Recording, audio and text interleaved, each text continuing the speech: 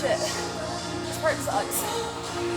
Recently, I've been trying a new science-backed technique that has not only made my leg days more treacherous, but in my opinion has been helping me grow my legs and my glutes. If you haven't heard of long length partials yet, there is some really promising research coming out that is making even the GOAT of full range of motion training say that he has started to use these partial reps in his own workouts. But now I'm in the position of like full range mostly. So for example, on calf raises, I no longer come all the way up on calf raises. I come out a little bit up and then back into that low, a little bit up. It's been working great for me. With that being said, today I'm going to show you guys exactly how I add these partial reps into my workouts, and I have yet to see this technique being even mentioned by big YouTubers like Jeff Nippard, for example. The first exercise we're going to hit for this leg workout is the leg press. I like putting this exercise first because it's a compound lift that will target my quads mostly, but it also hits my glutes and a little bit of my hamstrings along with some other smaller leg muscles. However, my main goal is to target my quads, and the addition of these long length partials really helps me to do that.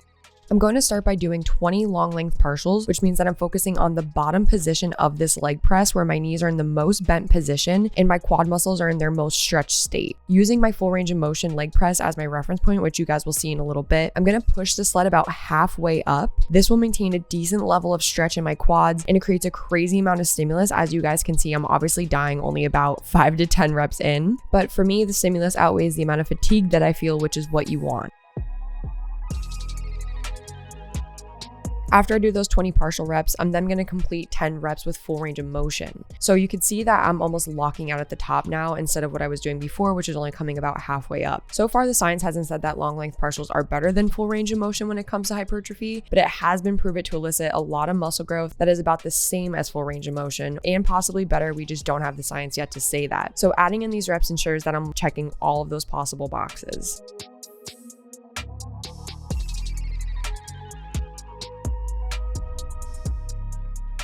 Next, I'm going to move on to hip thrust. This exercise isolates the glutes so well and has never failed me when it comes to a mind muscle connection, a pump, or creating some amount of soreness in my glutes specifically. Unlike the leg press, I like to keep all of my reps for the hip thrust full range of motion. For me, I haven't found the same amount of stimulus with hip thrust from long length partials, but it is definitely possible that you might feel these. So if you want to try them and add them into your hip thrust exercise, I recommend putting them in at the end so that you could push yourself a little bit closer to failure, or you can maybe do 1 to 3 reps at full range of motion and then 1 to 2 reps at that partial range and then see how you like that or which one you like better.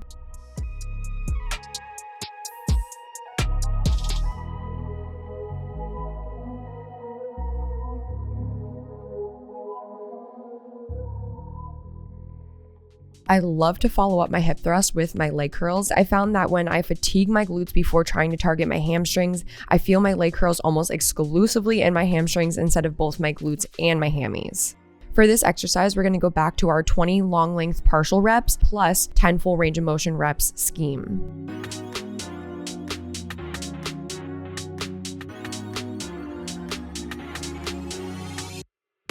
It's a bit hard to tell here, but with full range of motion, you want to touch the back of your ankles to the bottom of your seat. So your partial reps will be about half of that motion or possibly a tiny bit more than half. Like every exercise, you want to make sure that you're moving with control and intention and not flying through these reps. Next, we have walking lunges, which again will all be full range of motion. I personally tend to keep my step distance shorter because for me, this helps to feel this exercise in both my quads and my glutes really well. However, I do know for some that a larger step helps elicit more of a response from the glutes. So basically, you could just play around with the form and see what works best for you. You also have to decide which muscle group you're trying to prioritize, so just keep that in mind when you're picking your form. One cue I love for walking lunges is to move a little more slowly and to think about pulling yourself up with your front leg instead of pushing off the back leg to get yourself back up to that standing position. This will decrease the momentum from step to step, which could help you connect way better with your target muscles and create a really great stimulus.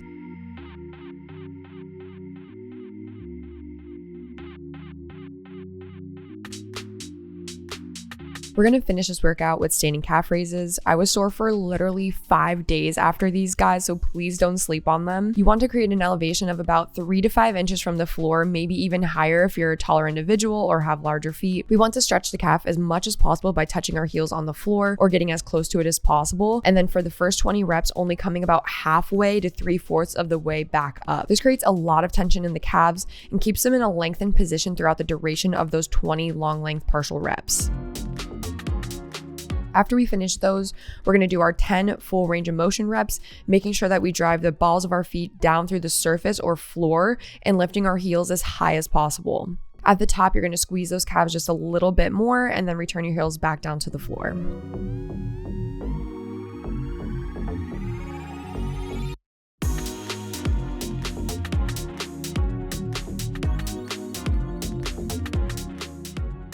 Adding long length partials into my workouts has definitely made them more effective and in my opinion contributed to a lot of leg and glute growth. But this is on top of what I've already been doing for about 10 years, which is learning how to properly execute the basics. If you don't learn how to do that, you're probably not gonna see the growth that you're looking for even with this new technique. So here's a video for you that will teach you exactly what these basics are and how to execute them in your own workouts. Check it out, try these methods, and let me know what you guys think in the comments below. I'll see you in the next video and take care.